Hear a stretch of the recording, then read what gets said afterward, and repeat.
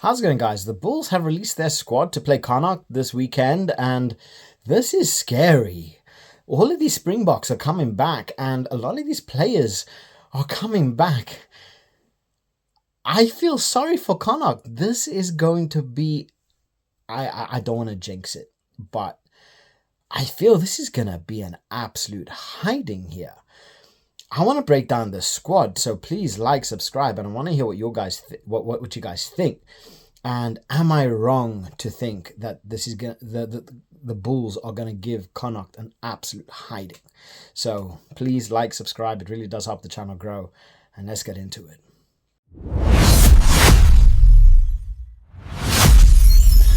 I don't think anybody in how are you gonna deal with this squad? The Bulls are so strong this year. How are you going to deal with this squad? So not only do you have Chouakeni coming in. He's number one. Fair enough. Not many people that watch international rugby are going to know of this guy. But then we look at Jan-Hendrik Wessels. And then we look at Wilco Louw. Well,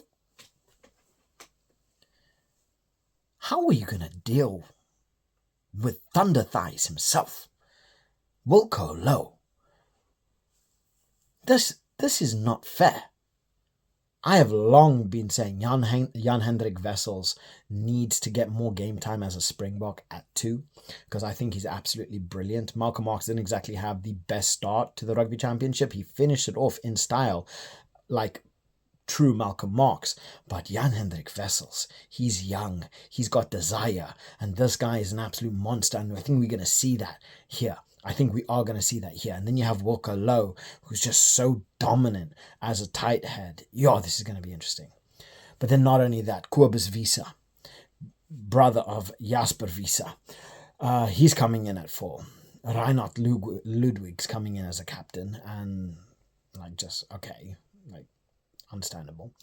Nama Chaba, JJ Theron, and then Jandre Rudolph as the back row. Okay, there's fire there, there's speed, there's power, there's desire, there's strength, there's a lot, but it's still dealable. And then you got Paul de Vet and then Keegan Johannes. Honestly, I would have loved to see Ambrose Papier start. He is on the bench as a replacement, so we'll definitely see him later on. But still, absolute killer. If de Vet can put on a solid pace up against Connacht, I think they can break him quite easily, especially when we take a look into the backs. The backs is really where it's really going to go, south for Connacht, because obviously Paul de Vet, Keegan Johannes, they got Seb de Klerk playing at 11, and the way Seb de Klerk finished last year, I'm loving his performances. The guy's an absolute monster. He's so young. He's going to be one of these players that I can definitely see breaking in to the Springbok side if he continues playing like this, because he can play the 11 and he can play the 14. But not only that, we have Kane Moody at 14. He's been playing a lot at 11 for the Springboks. He can play at the 14 with the Springboks. He's been playing a lot recently as 13, but he's playing the 14 today. And this guy, he's got it all. The performances that he's been putting in for the Springboks, I think he's just going to put it straight back into, into the ether. He's going to bring it straight back to the Bulls, and this is going to be fantastic, because not only that, in terms of the center, they got Jan Serfontein and they got David Kriel, who are excellent centers.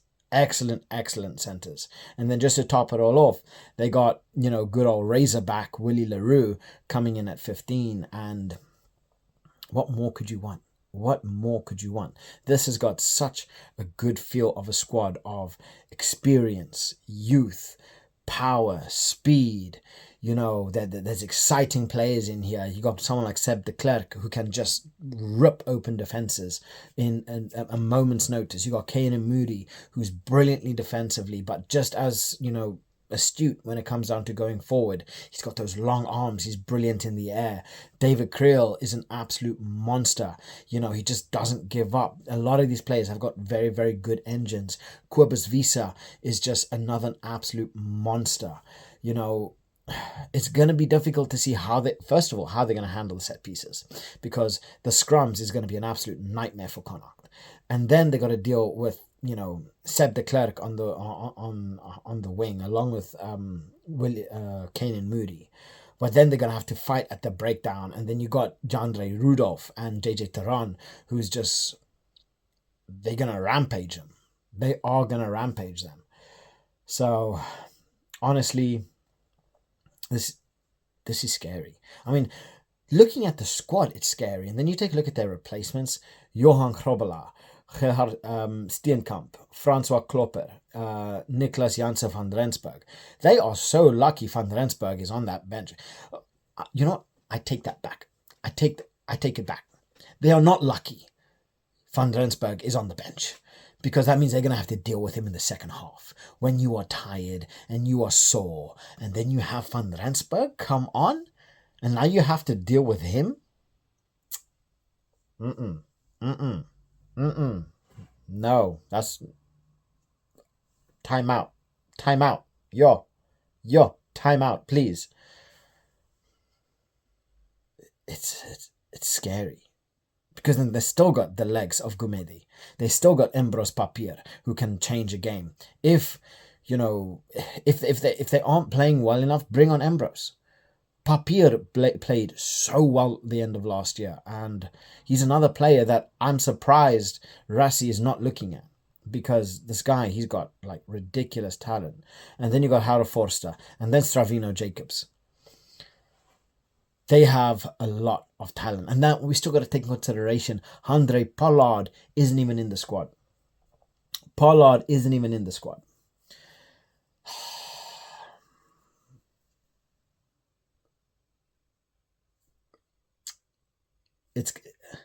We are going to be seeing Jandre Rudolph, Paul de Vet, Keegan Johannes. We're going to see this triple threat. That's, I think, honestly, I think they're going to have, a lot of, they're going to have a lot of trouble. And you got to take into consideration, this still isn't their strongest back row. I really like these players, but this still isn't their strongest back row, because they are still missing Cameron Hanekom, first of all. You know, they're missing quite a few players. Akke van der Merwe, they're missing Norkia, they're missing Eskom. They're still missing quite a few players. They are missing quite a few players. And I'm still excited about this squad. I am still excited about this squad, because they got a lot of talent here. And if I had to put a weak spot for the squad, I would probably say the back row. The back row is probably going to be the weakest point of the squad. But still, I think they're going to have too much for Connacht. I really do. I really think they are going to have too much. So guys, I'd love to hear what your thoughts are. Please like, subscribe. It really does help the channel grow. And I'll catch you guys later. Bye.